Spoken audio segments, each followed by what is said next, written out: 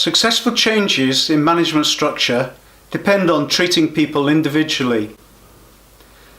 Have you a change to make in your management structure within your organisation? Have you considered how you might approach each person individually to talk to them about their changing role?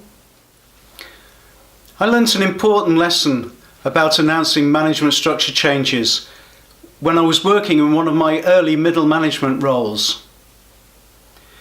Within the organisation, we'd been briefed that a change in management structure was underway, and we were told about what the future structure would look like.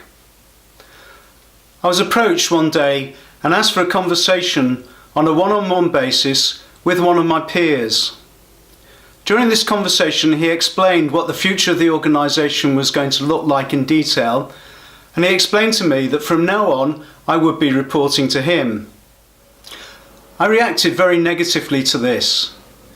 Firstly, I'd regarded my colleague as a peer, and therefore I saw this as a demotion for me rather than a promotion for him. Secondly, the fact that my boss-to-be was telling me about these changes gave me little opportunity to work through the emotions that I was experiencing.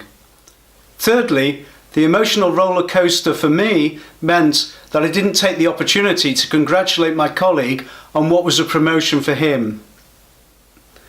Fortunately, in the end, all went well. I accepted the new role and we went on to have a very productive relationship.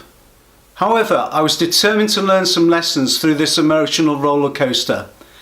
And as a consequence, I learned some lessons that would be helpful both to me, myself, in the future, but we also learned some lessons for the organisation in how to handle future changes. Firstly, when announcing management changes, the default should be that the one-on-one conversations happen with the person's current manager. This will ensure that the best explanation is given and will avoid any potential confrontations. It's also likely that the person's current manager understands them most effectively and will therefore explain things in the most appropriate way. Secondly, when working with managers, it's important where possible to give them an opportunity to have some control over what's happening. It might not be possible, but if they have any options, these can be given. Or alternatively, if they can be involved in making some of the decisions, then this will allow the management of change to occur more effectively for them as an individual. One way of handling all this is to advertise any new roles. This might not be appropriate in all cases, but when it does happen, it gives people the opportunity to make a decision for themselves and for a fair and open process to be used.